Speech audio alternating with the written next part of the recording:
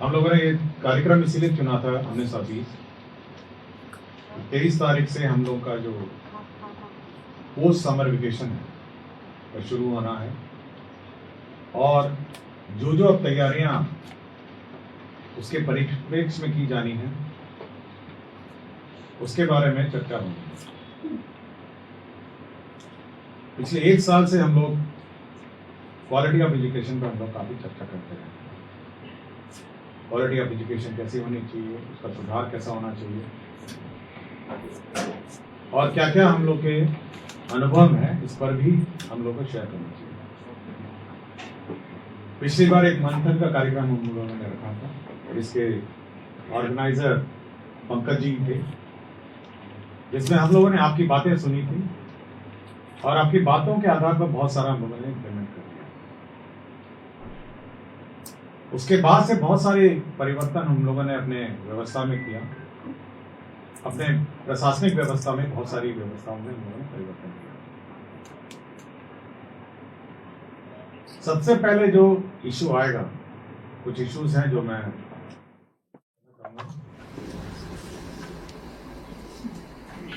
सबसे पहला इशू आएगा कि अब नए बच्चे समर वेकेशन के बाद आए हैं। हम लोगों ने उनको 2-3 टास्क दिए थे। पहला टास्क था कि वह होमवर्क करेंगे, बेसिक होमवर्क, और एससीईआरटी ने उनको होमवर्क दिलाया था। मतलब एससीईआरटी ने ही उनको ये उपलब्ध कराया है कि क्या होमवर्क है। दूसरा हम लोगों ने ये टास्क दिया था कि जो पूर्व के क्लासेस हैं, कोर्स का रिवीजन है, उसको बच्चे करके आएंगे। तो ये 2 मेजर टास्क हैं जो हम लोगों ने उनको दिया था। तो सबसे पहला जो एक्टिविटी होगा इस कमिंग मंथ सप्ताह से 23 से तो सप्ताह शुरू हो रहा है, ये दोनों एक्टिविटी को विद्यालय स्तर पर रिव्यू होगा और प्रधान अध्यापक इसको रिव्यू करेंगे। थोड़ा ट्रांसफर पोस्टिंग के चलते इधर उधर उथल पुथल हो रही होगी, कुछ टीचर्स इधर से जा रहे होंगे, कुछ टीचर्स उधर से जा रहे होंगे। मेरा अपना इतना ही अनुरोध सभी से है कि जल्दी ज्वाइन करेंगे और काम शुरू करेंगे। लेकिन सारे टीचर्स का ट्रांसफर नहीं हो रहा है। मतलब आप देखेंगे कि अगर 1,30,000 नहीं है तो ये केवल हम लोग का ऑलमोस्ट 1/4 है, मतलब 1/4 है, 6 लाख टीचर। तो बाकी 3/4 तो अभी भी उसी विद्यालय में है और उसी विद्यालय में संचालित करेंगे, इसलिए ज्यादा नहीं है। तो 3/4 विद्यालयों जो टीचर है उनका ये दायित्व होगा, इस एक्टिविटी को करेंगे जब तक वो 1/4 टीचर जो इधर उधर से आ रहे हैं वे अपना कार्य संभालेंगे। दूसरा ये था कि हम लोग अब समर वेकेशन खत्म हो गया है और हम लोग को 2-3 चैलेंजेस अभी भी है कि जो मैं आपको अवगत कराना चाहूंगा। सबसे पहला चैलेंज यह है कि समय पे कोर्स का कंप्लीशन। ये पिछली बार भी हम लोगों ने कहा था कि समय पे कोर्स के कंप्लीशन के संबंध में डिटेल गाइडलाइन दिए थे और एससीईआरटी ने अपने गाइडलाइंस इशू किए थे। एससीईआरटी कोर्स निर्धारित करता है और सब्जेक्ट वाइज उसका कोर्स भी निर्धारित करता है।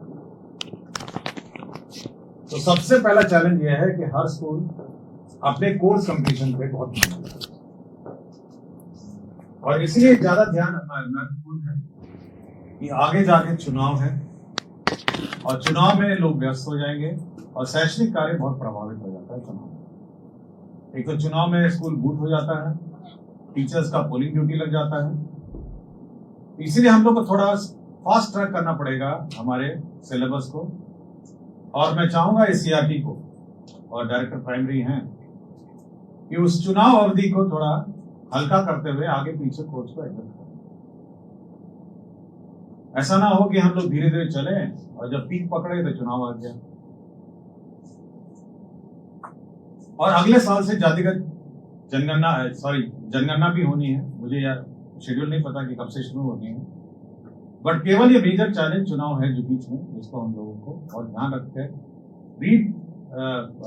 शेड्यूलिंग ऑफ अवर सिलेबस करना होगा। एक टीचर ने लास्ट टाइम वीडियो कॉन्फ्रेंसिंग में मुझे बहुत अच्छा सुझाव दिया और नेशनल अवार्डीज आए थे, उन्होंने बहुत अच्छा सुझाव कि हर टीचर की अपनी अपनी प्रोग्रेस डायरी भी होनी चाहिए,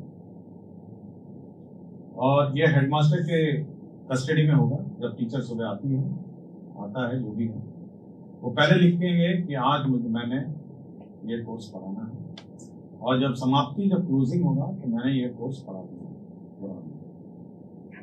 तो ये बहुत क्लियर होना चाहिए कि हर टीचर को कि सुबह उसने क्या प्लान किया था और शाम को क्या करेगा, ये बिल्कुल स्पष्ट होना चाहिए। और बिल्कुल ये स्पष्ट यह होना चाहिए कि आपका जो कोर्स कंप्लीशन प्रोग्रेस है, उस डायरी में कोर्स कंप्लीशन प्रोग्रेस।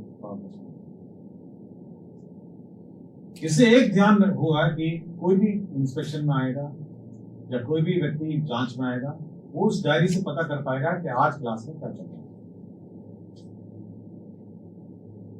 तो मैं एक पहले चाहूंगा कि सभी टीचर, जैसे स्टूडेंट डायरी होती है वैसे टीचर डायरी भी होगी, जो हेडमास्टर के पास होगी, और रोज सुबह शाम जो टीचर हैं वो डेट वाइज लिखेंगे कि आज उन्होंने क्या किया। हो सकता है सुबह ना भी करा हो तो शाम का जब क्लोजिंग होता है 15-20 मिनट में, आज उन्होंने पूरे दिन क्या किया लिख के। दूसरा एक बहुत मेजर चैलेंज हमने देखा कोर्स में, वो मैंने ये देखा कि टीचर पढ़ा रहे हैं कुछ और स्टूडेंट पढ़ रहे हैं कुछ और। मतलब स्थिति इतनी खराब थी, और 3 बार मैं गया कि टीचर ब्लैक बोर्ड में मैथ्स पढ़ा रहे हैं और स्टूडेंट इंग्लिश का पेपर खोल के रखा है। किताब भी मैंने तो बहुत देखा, किताब इंग्लिश का खोल के रखा है। और ऐसा नहीं है कि कोई मेडअप है या कुछ, मतलब क्योंकि मैं औचक ही जाता हूँ, किसी को पता भी नहीं रहता है। तो जब अचानक पकड़े जाते हैं तो यहाँ पे गणित का अभ्यास हो रहा है बोर्ड पे, और वहां पे जो स्टूडेंट है वह अपना इंग्लिश और हिंदी और सोशल स्टडीज और हिस्ट्री का किताब खोल के बैठा है। तो बार बार ये मैंने कहा है, इस आर्टिकल में मैंने ये बात कही कि जब आप इतनी ट्रेनिंग देते हैं तो ये टीचर जाके ये काम वहां पे क्यों नहीं करते हैं कि वो चेक ये कम से कम एक बार घूम जाए कि भाई वो कर क्या रहा है। हम लोग प्राइवेट स्कूल में पढ़ेंगे, हमारा जो हेडमास्टर है, हेडमिस्ट्रेस है, ये जो क्लास टीचर है, उसका काम था कि एक बार चक्कर लगा दिया क्लास शुरू होने से, यूं जाके फिर यूं, और ये वो केवल यही चेक करती थी आज वो स्टूडेंट क्या नोटबुक लेकर आया है और क्या पन्ना खोल के रखा। ये टीचर और स्टूडेंट कनेक्ट का एक समय है। अचानक आए बच्चे अपना जो जानने में जाए, जो करना चाहे, और यहाँ पे टीचर बैठ के अपना पढ़ाए और वहां से ये उचित नहीं। स्टूडेंट टीचर का काम है एक बार घूम के देखें, यूनिफॉर्म नहीं है तो यूनिफॉर्म पे टोके, बच्चा का आउटलुक ठीक नहीं है तो एक बार टोके, और उसका घूम घाम के आते अपना पढ़ाए। और उसके बाद जब क्लास खत्म हो रही होगी तो एक बार फिर घूमने उसको, ये देखने के लिए कि वास्तव में जो इतना 1 घंटा 45 मिनट 40 मिनट की जो क्लास हुई है, जो उन्होंने ब्लैक बोर्ड में लिखा उस स्टूडेंट ने नहीं किया। ये हर क्लास का ये होना चाहिए। लेकिन एससीईआरटी का जो ट्रेनिंग प्रोसीजर है, मैंने बार बार कहा इस तरीके मैं पिछले 6 महीने 7 महीने से बोलता हूं कि आप एक मॉक क्लास बनाइए। अब जैसे मॉक क्लास बैठे हैं, ये मॉक क्लास हुआ, सब अपने टीचर्स बैठे हैं और एक एक टीचर को यहाँ पे पढ़वाइए कि कैसे पढ़ाना। मैं चाहता हूं कि समय पे कोर्स, पहले तो कोर्स लिखना पड़ेगा ऊपर, आज हम मल्टीप्लिकेशन सीख रहे हैं, डेट लिखना है, फिर चेक करना कि बच्चे लोग डेट लिखे हैं नहीं लिखे, अपने नोट लिखे, उसके बाद उसको पढ़ाना है, फिर बीच बीच में उसको पूछना है, और एक टीचर स्टूडेंट कनेक्ट उसको मेंटेन करना है। हमारे सारे टीचर्स बहुत क्वालिफाइड हैं, आप उस पर डाउट मत करिए। वो पुराने नियोजित से सक्षमता वाले हो या कोई हो, मैं उसकी बात नहीं कर रहा हूँ। हम बेसिकली टीआरई 1, टीआरई 2 और टीआरई 3 की बात कर रहे हैं। ये लोग बीपीएससी का परीक्षा लिख के आए हैं, कुछ लोग यूपीएससी में बैठे हुए थे, कुछ लोग बीपीएससी का परीक्षा लिख रहे थे और विभिन्न कॉम्पिटेटिव एग्जाम लिख के आए हैं। कुछ में असफल हुए हैं, कुछ में सफल हुए हैं, बट ये बहुत क्वालिफाइड लॉट है। इसको सब्जेक्ट पढ़ाने की कोई जरूरत नहीं है कि आप बैठ के उसको मैथ्स पढ़ा रहे हैं या फिजिक्स पढ़ा रहे हैं, आप उसको ये पढ़ाइए हो सकता है उसको ये नहीं पता कि कैसे पढ़ाना है, आप उसको ये पढ़ाइए कि वो कैसे क्लास में इंटरेक्ट करते हैं। मैंने एक बार बाराचट्टी गया था, बाराचट्टी बिल्कुल पलामू बॉर्डर पे जंगल के अंदर स्कूल था। वहां 3 यंग मतलब वो टीचर्स और FLN किट निकाल के वो पढ़ा रही थी, ट्रायंगल था, स्क्वायर था, नंबर था, कुछ कर रही थी और बच्चे सब बैठे हुए थे, सबसे सिखा रहे थे। हम लोग इतने सारे FLN बनाते हैं, FLN किट है, दुनिया भर का सब है, लेकिन ज्यादातर FLN किट जब स्कूल में जाता है वो संदूक और स्टेनलेस स्टील वो जो संदूक है उसके अंदर जाके बंद होता है। अभी क्यों होता है? ये SRT का प्रॉब्लम है, टीचर का प्रॉब्लम है, ट्रेनिंग का प्रॉब्लम है, या उसको पता ही नहीं क्या करना है उसको। तो सारा संदूक में भरा रहता है और बिल्कुल ब्रांड न्यू दिखता है। मतलब आप हाथ लगाएंगे ना तो ऐसा लगता है कभी कभी तो पैकेट खोलना पड़ता है मुझे। Brand new unused FLN kit बंद रहता है। तो फिर पढ़ाने का क्या, FLN किट का क्या औचित्य है?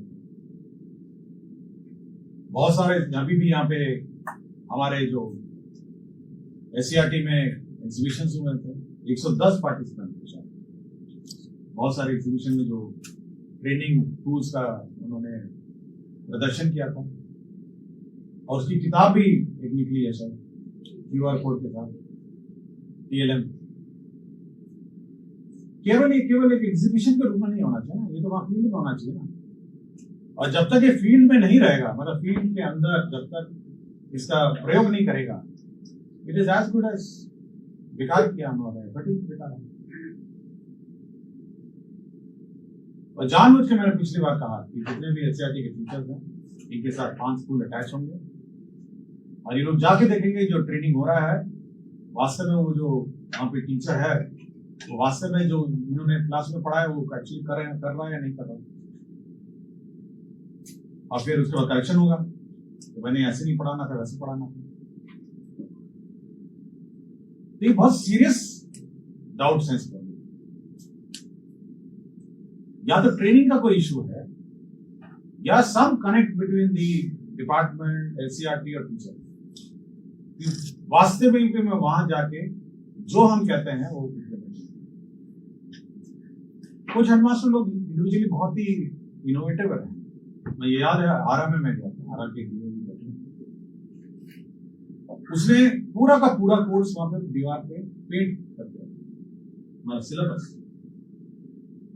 और वो लोग सब हेडमास्टर स्टाफ रूम में आकर चेक करते हैं, कोर्स कर देते हैं। तो कुछ इनोवेशन हेडमास्टर स्तर पर है, लेकिन इतनी ज्यादा स्कूल है, 77,000 स्कूल है, हम लोग ऐसा स्टैंडर्डाइजेशन नहीं कर सकते कि सब जगह जाके हम इसको चेक करते हैं। तो मेन फोकस जो हमारा है वो है क्वालिटी ऑफ एजुकेशन, ट्रेनिंग में थोड़ा भी। हम लोगों ने एग्जाम का सिस्टम रखा था कि भाई आप इवैल्यूएट करिए बच्चों का, ये टेस्ट के माध्यम से, ये टेस्ट का माध्यम से हम लोग नहीं गाइडलाइन इशू करना चाहते। हम लोग नहीं चाह रहे थे कब टेस्ट हो कब, तो खुद अपने आप हेडमास्टर और टीचर के बीच की बात है। हम लोग क्यों इशू करें कि मंडे टेस्ट हो, वीकली टेस्ट हो, क्वार्टरली टेस्ट हो। ये तो हेडमास्टर और टीचर को बैठ के देखना कि हर मंडे आपको टेस्ट लेना नहीं लेना। आप हर 3 दिन में भी ले लीजिए, क्या फर्क पड़ता है। आप हर 10 दिन में ले लीजिए, क्या फर्क पड़ता है। टेस्ट एज अ टूल जो है ये टीचर को निर्धारित करना है, और जब नहीं होता है तो हम लोग लिखते हैं कि Monday test, Tuesday test, weekly test, quarterly test, और रेगुलरली असेसमेंट होना बच्चे रेगुलर। अब ये जैसे आप टेस्ट लेके करिए या पूछ के करिए। पेरेंट टीचर मीटिंग बड़ा इंपॉर्टेंट अंग था इसका। हम लोगों ने शुरुआत तो की, लेकिन इसका मुख्य अंग था हमारे हर क्लास का एक क्लास टीचर रहता था। Every class had a class teacher, every. और उसका काम था कि क्लास टीचर बैठेगी, पेरेंट आएगा, बच्चे को बुलाया जाएगा और उसका पूरा बायोडाटा उसको बताएगा कि आपका लड़का है, लड़की है, यूनिफॉर्म में आता है, आपका लड़का लड़की मैथ्स में कमजोर है, आपका लड़का लड़की इस सब्जेक्ट में कमजोर है, ये सब उस कारण उस दिन उसका डिस्कशन है। और ये बहुत महत्वपूर्ण इवेंट है। शुरुआत में हम लोगों ने फर्स्ट की बहुत दिन बाद हुआ तो हम लोगों ने त्योहार के रूप में इसको मनाया, लेकिन ये रेगुलर इवेंट है जिसमें जो क्लास टीचर, अब सब हेडमास्टर नहीं करेगा, हर क्लास का टीचर, तो क्लास टीचर का ये काम है कि वो पेरेंट को उस बच्चे का प्रोग्रेस के बारे में बताएगा और अगली बार जब भी वो पेरेंट फिर आएगा तो उसको फिर बताएगा।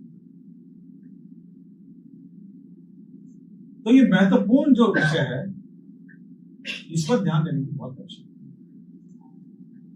कि पेरेंट टीचर मीटिंग को बहुत ध्यान से।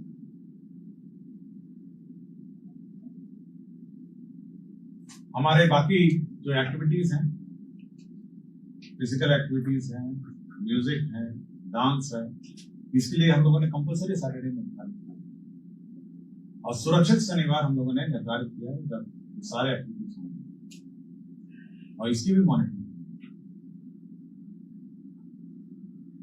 तो ओवरऑल जो हमने कहा कि बच्चों का जो क्लासरूम का जो आउटलुक है, यूनिफॉर्म होना चाहिए, उसका बेंच डेस्क होने चाहिए, हर सब्जेक्ट की किताब होनी चाहिए, नोटबुक होना चाहिए, पर बीपी नहीं केवल नोटबुक, उसी चक्कर कि कम से कम नोटबुक तो रहे, बुक्स पहुंचनी चाहिए। और ये निश्चित नहीं होकर बैठ जाना चाहिए कि क्योंकि कम बुक आए हैं तो कुछ लोगों के पास बुक नहीं है। या तो हेडमास्टर का दायित्व था कि वो इवैल्यूएट करेगा कितने बच्चों के पास बुक नहीं है, मुख्यालय को बताएगा।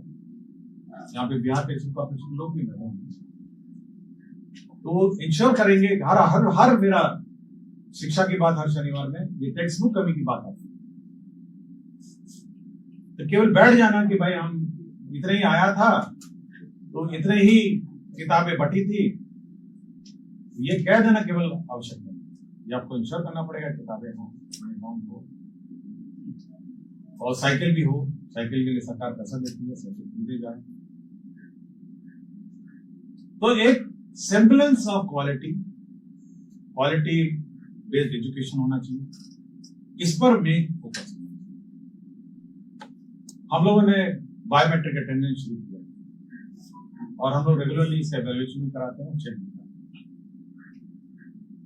कुछ टीचर्स आज भी फर्जीवाड़ा का प्रयोग करते हैं, बोर्ड पे लगा दिया अपना फोटो और साथी को बोल दिया कि आप मोबाइल से फोटो। देखिए बहुत दिन नहीं चलने वाला, ये बहुत थोड़े दिन चल सकता है और पब्लिक का भी बहुत ही अलर्टनेस है, पब्लिक भी शिकायत करती है और पब्लिक शिकायत करती है तो भी कर जाता है। और हमने ये भी कहा है कि सबसे कठोर से कठोर सजा होगी क्योंकि फॉल्सिफिकेशन है। तो मैं बहुत ही क्लियर इस बात पे हूं कि फॉल्सिफिकेशन अब अगर रिकॉर्ड्स होगा तो हम लोग कठोर से कठोर हम लोगों ने ई शिक्षा कोष लागू किया और ई शिक्षा कोष ये आज की परिकल्पना नहीं थी, ये 3 साल पहले से ही वर्क इन प्रोग्रेस। बहुत कोशिश, बहुत इस पर विचार हुआ और फाइनली ई शिक्षा कोष में मॉड्यूल्स के बारे में चर्चा हुई। 3 साल पहले की बात, आज की बात नहीं। आपको लगता होगा कि आज ही अचानक, मैं फाइनेंस सेक्रेटरी था उस वक्त, हम लोगों ने और देन तत्कालीन यूसीएस एजुकेशन पे से चर्चा हुई और अब इसको फुल फ्लेज्ड इसको लागू। मतलब ये केवल अटेंडेंस का मॉड्यूल नहीं और ये केवल मतलब हाजिरी लगाने का या केवल छुट्टी अप्लाई करने का नहीं। इसमें आपको टैबलेट भी एक बार उपलब्ध कराए जाएंगे, सभी स्कूल्स में टैबलेट्स होंगे और उस टैबलेट के माध्यम से आप एवरीबॉडी विल हैव इसमें ना आप जीपीएस टैंपर कर पाएंगे और ना ही इस प्रकार का फोटो वो रिकॉर्ड रहेगा कि आपने किस फोटो से किया और क्या। तो पहले तो बायोमेट्रिक अटेंडेंस, दूसरा हर क्लास का आपको फोटो लेना, मतलब every day the photo of the class. Class 1 है तो क्लास 1 का फोटो होना चाहिए, क्लास 2 का फोटो होना चाहिए, क्लास 3 इससे यह सुनिश्चित कर पाएंगे कि बच्चे जो हैं उसकी संख्या आप केवल फोटो देकर पता चलेगी कि इस क्लास 1 में कितने बच्चे हैं, क्लास 2 में। तो क्लास में बच्चों की अटेंडेंस की भी समस्या है। तीसरा ये है कि हम लोग ये सैंपल फेस रिकग्निशन सॉफ्टवेयर उसमें लगाएंगे और हर रोज 100 से 200 स्कूल लेके उसमें एक टेस्ट चलाएंगे कि वास्तव में जो टीचर ने मार्क किया है वो वास्तव में उतने बच्चे हैं या ऑटोमेटिकली वो चेक करेंगे स्कूल का अटेंडेंस और पकड़ा जाएंगे। अगर दूसरे पकड़ा जाएंगे तो ये आपको उसका कार्रवाई मिलेगी। तो सैंपल ही चेक होगा ना। हम लोग हर रोज 77,000 इंटू 2 करोड़ बच्चों की जांच नहीं कर सकते, लेकिन रोज उसका 200 स्कूल उसको चेक करें तो यह भी लागू उसमें हो जाएगा। तो आपका बच्चों का अटेंडेंस, बच्चों का फर्जी वाला और बच्चों का जो बाकी अटेंडेंस सब। तीसरा यह है कि अब उसका लिंक कैसा mid day meal. Mid day meal चाहे कितना भी कहे, हम लोग ने मैंने एक सप्ताह, एक महीना, एक साल मैंने फर्जी अटेंडेंस लगाने के 2-3 कारण और प्रमुख कारण उसमें मिड डे मील। प्रमुख कारण फर्स्ट टॉप मोस्ट रीजन है सब चाहता है कि अगर 50 बच्चा है तो 200 दिखाऊं, 100 बच्चा है तो 400 दिखाऊं। प्रथम जो प्रॉब्लम है वो मिड डे मील और ये तो नॉट टॉलरेबल है और इसके तो ऑफर और अब तक क्योंकि बायोमेट्रिक हो जाएगा, फोटो आ जाएगा, फोटो से तो जैसे ही डालेगा मिड डे मील आज 50 है तो 50 फोटो होने चाहिए बच्चे। अगर वहां पे 10 बच्चा है और 50 दिखाएगा तो मिड डे मील के प्रभावित है। तो पहला तो वो। दूसरा है गांव में दबाव कि अगल बगल गांव के लोग माता पिता आएंगे, कहेंगे मेरा फर्जी अटेंडेंस लगाइए बच्चों में। शेखपुरा ठीक हो रहे ना। तो बच्चों का दबाव, ये माता पिताओं का दबाव, इसका मुख्य कारण ये है। दूसरे 2 कारण। उसका ये कारण, पहला कारण है कि उसका बच्चा वहां पढ़ता ही नहीं, उसका बच्चा पढ़ता है ट्यूशन और कहीं दूर कहीं क्लास में पढ़ता है। ये कारण है ना। तो पहला तो है कि फर्जी अटेंडेंस लगवाइए उसका। और दूसरा है गरीब बच्चा स्कूल नहीं जा पाता है, उसका अटेंडेंस है मतलब आउट ऑफ स्कूल और ड्रॉप आउट जिसे कहते हैं ना, यही कहते हैं ना ऐसे कि भाई कम से कम यूनिफॉर्म का पैसा खाते में आ जाएगा, माता पिता का साइकिल का भी आ जाएगा, पैसा आ जाता है, सरकार देती है, अटेंडेंस फर्जी करेगा। तो 2-3 मुख्य कारण। पहला कारण वही है कि स्कूल में पढ़ते ही फर्जी लगवाइए इसका। तो ये फर्जी अटेंडेंस का सिस्टम बंद हो गया। तो इतने टीचर्स हो गए ना। हम आज पूछ रहा था फाइनली सॉफ्टवेयर जब चेक कर रहे थे सर कितना पीटीआर स्कोर मिनिमम है, तो मैंने कहा भाई पीटीआर अब 20 और 40 के बीच में रखिए, नहीं होगा ना। लेकिन अगर 20 में अगर पीटीआर में मैं फिट करता हूँ तो पता चला जब मैं क्लास जाऊंगा ना तो 5 बच्चे में टीचर, 40 में मान लिया 20 होगा, लेकिन अगर 20 रखूंगा तो 5 बच्चे पे एक टीचर नजर आ रहा है। तो ये फर्जी अटेंडेंस इसको प्लीज बंद करवाइए, बिकॉज पूरे हमारे इकोसिस्टम पे पूरे टीचर का फर्जी अटेंडेंस, स्टूडेंट का इसको बंद। अगर कोई माता पिता चाहता है कि भाई वो प्राइवेट में पढ़े तो पढ़े ना, जाइए नाम काटिए, यहाँ से काटिए, अपना घर जाइए, अपना ले, लेकिन किसी स्कूल में भर्ती करा दें। ऐसा नहीं कि काट के घर बिठा दी, भी अलाउड नहीं, अंडर दी आती है, वो भी कानूनन जुर्म है।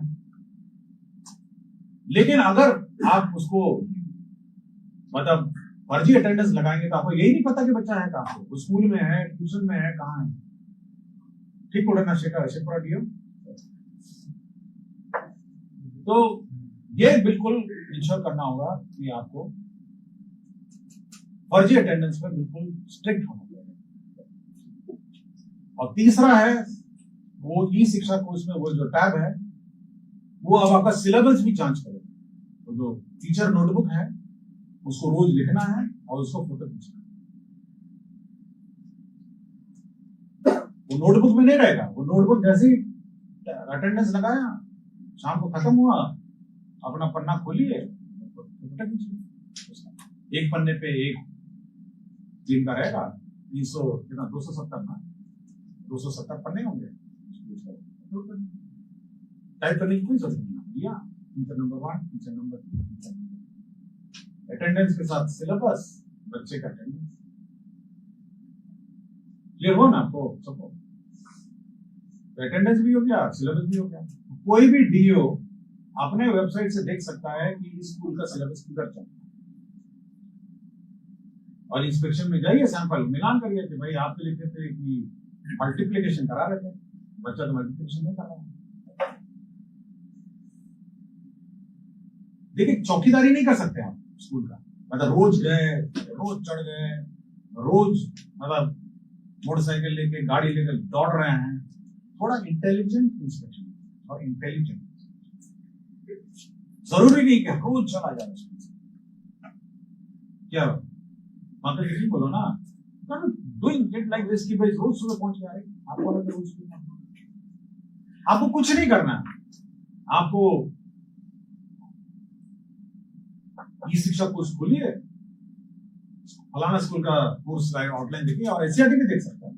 एससीईआरटी में फैकल्टी लगाइए, तो भाई सर इस स्कूल का जो सिलेबस है ऑन डॉट चल रहा है।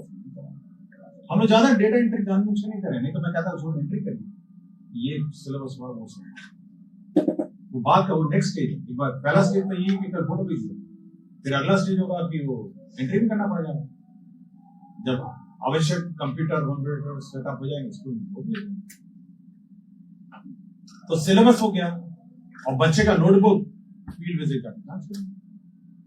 और क्योंकि आप सारा फोटो ले चुके हैं, बच्चों का फोटो ले चुके हैं, तो यूनिफॉर्म जांच होगी। आपने साइकिल का फोटो ले लिया तो साइकिल की जांच होगी। आपने सिलेबस का डायरी का नोटबुक ले लिया तो डायरी की जांच होगी। आपके बच्चों का अटेंडेंस हो गया, सब कुछ हो ही गया। आप केवल इंस्पेक्शन, क्वालिटी इंस्पेक्शन, आप ई शिक्षा कोर्स का डेटा आपके पास भी टैब होगा, same tab will be given to BO BRC, ये सब है ना सर। तो उसको कुछ नहीं करना, उसको लेके जाना है, आप मिलान बस करना तो भाई आपके जो टैब है इसमें ये कहता है, बच्चा तो कुछ और कर रहा है। आपके टैब में तो दिख रहा है कि 40 बच्चे हैं, बच्चे भी आपको 5 है, कहां से आगे बच्चे थे? और जिसका फोटो भेजा होता ही नहीं यहाँ पे। तो जैसे ही आप इंटेलिजेंस इंस्पेक्शन करेंगे तो आप सोच सकते हैं कि क्या होगा। Automatically everybody will follow into the procedures laid down. और कोई भी देख सकता है, डायरेक्ट प्राइमरी भी देख सकते हैं कि वास्तव में कोर्स चल रहा है नहीं चल रहा। और हम लोग ये भी व्यवस्था रखेंगे उस टैब में कि किसी भी समय 12 बजे किसी का फोटो बना सकते, किसी चीज का, मिड डे मील का, बुक्स का, क्लासरूम का, बाथरूम का, किसी का नहीं, at any point in time. हम क्लास डिस्टर्ब नहीं करेंगे, और जैसे ही क्लास खत्म होगा हम लोग आज इस चीज का इतने बजे आपको फोटो देंगे। तो हम लोग एक बहुत remote way of system of inspection होंगे। तो ये व्यवस्था है इंस्पेक्शन में, आपका क्वालिटी एजुकेशन में। और लास्ट में एक चीज जरूर है, मैं जो भी टीचर से इंटरेक्ट करता हूँ बहुत वहां पे तो डीओस भी नहीं होते, सबको शिक्षा कार्यालय से पहुंच चुका है सारी शिक्षा। और 2 बेसिक शिकायतें, पहले तो है टीचर को इज्जत नहीं, बहुत सारे रे करके बात करते हैं, ये बड़ा मतलब ये बहुत ही खराब, मतलब आप सोच सकते हैं कि वो 40-50 बच्चों के सामने और आपके कार्यालय में आता है तो आपका जो क्लर्क है उसको रे करते हैं। ये बहुत ही ये बिल्कुल मतलब वो रोल मॉडल है अपने स्कूल में। मुझे कितना मायूस होता होगा जब जाता हूँ, सुनाता होगा 10 को सबको, बड़ा बड़ा बात करते हैं, उसके लिए चेयर आएगा, चेयर रखिए, बैठेगा, और अपनी समस्या जिसको सुनाना सुनाएगा। ये बेसिक इज्जत उसको देनी पड़ेगी ना। हम कार्यालय बुलाते कैसे मिलते हैं, रे पे करते मिलते हैं, हम सबको बोलते हैं मैडम आपकी बहुत कुछ मिल रही है, तो कुर्सी ऑफर करता हूँ कि जहाँ कुर्सी मिले बैठ गई। तो एक बेसिक कर्टेसी होनी चाहिए। और दूसरा है दान दक्षिणा वाला। दान दक्षिणा तो बहुत डेंजरस है। दक्षिणा दीजिएगा तो भाई पटअप होगा, दक्षिणा नहीं दीजिएगा तो काफी दिक्कत। तो ये धीरे धीरे आपका ई शिक्षक होती है। अभी तो छुट्टियां घुस गई हैं, फिर वेतन भी इसमें ही चला जाएगा। तो जितना धीरे धीरे धीरे धीरे सारा ई शिक्षक होती है, salary module, leave module, approval module, attendance module, mid day module. अब आप देखेंगे ई शिक्षा कोर्स का जो ओरिजिनल सैंक्शन है इतना ह्यूज है, सॉफ्टवेयर है उसके धीरे धीरे सब खत्म। आज ई शिक्षा कोर्स पे भी है ना मॉड्यूल है, लेकिन मैं जस्ट आपको आउटर आपको बताना चाहता हूं कि उसका क्या लास्ट है कि इंफ्रास्ट्रक्चर। हम लोग इस बार मोटा मोटी 15,000 करोड़ का हम लोग सैंक्शन, और 3 चीजों पे हम लोग इस बार ध्यान। पहले तो है नंबर 1 एडिशनल क्लासरूम्स, दूसरा है electrification of complete electrification of school buildings, तीसरा है टॉयलेट्स एंड पीएचईडीज पंप और मोटर्स, और चौथा है आपका बाउंड्री होम, और पांचवा है आपका प्लेग्राउंड। 5 कंपोनेंट, और 5 कंपोनेंट हम लोग पूरे राज्य में एक साथ सैंक्शन। एजेंसीज अलग है, पीएचडी का हो सकता है पीएचडी करेगा, प्लेग्राउंड करेगा मनरेगा, और कुछ इस पार्ट में हम लोग पंचायती राज व्यवस्था को देंगे कि आप बाउंड्री वाल टाइप बनाएंगे जहाँ पे इंक्रोचमेंट के मामले में पब्लिक, और एडिशनल क्लासरूम राज्य स्तर। तो ये हम लोग इस सप्ताह स्टार्टिंग 20 तक हम लोग ये भी सैंक्शन ऑल दी, और एक काम मोटा मोटी आपका 10-15 दिन में काम शुरू हो जाएगा। जो काम पंचायत को है वो डिपार्टमेंट के लिए अपना काम शुरू करनी है, तो तुरंत 10-15 दिन में काम भी लगा। लेकिन मेरा इतना ही अनुरोध है कि जब आप लिस्ट जो जाएगी वो आपसे वेट होगी, मतलब यू विल फाइनली डिसाइड कि स्कूल में मॉडल बनना है, स्कूल में एसीआर बनना है, स्कूल में टॉयलेट बनना है, स्कूल में फलाना है। ये आपका काम। हम लोग ग्रॉस नंबर्स भेजेंगे कि इतने क्लासरूम हम लोगों ने इस ब्लॉक में सैंक्शन किए, इतने क्लासरूम इस ब्लॉक में, इतने मीटर हम लोगों ने बाउंड्री किया, ग्रॉस नंबर जाएंगे ब्लॉक में। आपका काम है कि किस स्कूल में बनना है ये आप चिन्हित करेंगे, वो भी ई शिक्षा कोर्स, और उसके बाद आपका काम खत्म। That's all. You will identify कि स्कूल में इसे बनना है, इस स्कूल में इतना बाउंड्री वॉल बनना है, इस स्कूल में इतने टॉयलेट बनने हैं, इतने, और मैं आपको इसमें इन्वॉल्व नहीं करूंगा, केवल फर्स्ट टाइम आप उसको इंगित करेंगे कि किस किस स्कूल में क्या करना है। क्योंकि ई शिक्षा को उसमें एक तरफ रिक्वायरमेंट है और आप उसमें डाल रहे होंगे कि ये काम करें, तो हम लोग कंपेयर कर सकते हैं कि रिक्वायरमेंट क्या है। तो हम लोग को बेसिक इस 2 दिन का जो कार्यशाला है, क्वालिटी ऑफ एजुकेशन की बात करें। अटेंडेंस तो पुराना है, वो सब कौन केस, मतलब वो तो बात पुरानी है। क्वालिटी ऑफ एजुकेशन है, हमारे इंस्ट्रक्शन सिस्टम है, हमारे ई शिक्षा कोर्स के कैसे मॉड्यूल्स हैं, इंफ्रास्ट्रक्चर के बारे में हम लोगों ने डिस्कस किया, और जो एंटाइटलमेंट्स हैं, बुक्स है, यूनिफॉर्म है, हमारे बुक्स, यूनिफॉर्म, साइकिल है, और गर्ल्स स्पेशली जो बड़ी लड़कियां हैं उसके लिए पिंक रूम बनाना, सैनिटरी पैड्स के लिए डिस्पेंसर्स का एक जगह रखना, ये सब ब्रॉड डील्स है। और नए टीचर्स ज्वाइन करेंगे। कल डायरेक्टर प्राइमरी ने मुझे कहा कि समारोह रखना है जहाँ पर बच्चों को वापस बुलाना है, वापस आएंगे, एक समारोह के रूप में मनाना है, और उसी में होमवर्क डिस्कस करना है, मॉडल सिखाने हैं, होमवर्क जो किया है उसका प्रदर्शन करना है, और 1 सप्ताह ही चलेगा। और किसी बीच टीचर आप ऊपर नीचे जा रहे हैं हाउस में। तो एक समारोह के रूप में इसको और नेक्स्ट वीक से इस वीक को छोड़कर नेक्स्ट वीक से सीरियस कोर्स स्टडी होगा और एसीआरटी फिर भी डिजाइन करेंगे। यही है, मैं उम्मीद करता हूँ कि आप ध्यान से सुनेंगे और सब में फील्ड लेवल पे जो फीडबैक है, मेरा फीडबैक सिस्टम बहुत स्ट्रॉन्ग है, बहुत दुनिया भर से आता है। ऐसा नहीं है कि मैं केवल पदाधिकारी से फोन करता है, व्हाट्सअप करता है, दुनिया भर से आता है। इसलिए मैं अगर जाता भी नहीं हूँ फिर भी मेरा फीडबैक सिस्टम बहुत स्ट्रॉन्ग है और सभी टीचर्स मेरे से ऑलमोस्ट डायरेक्ट कोई रिजेक्ट नहीं करता, कोई टीचर सीधा नहीं, और मैं किसको डांटता भी नहीं हूँ और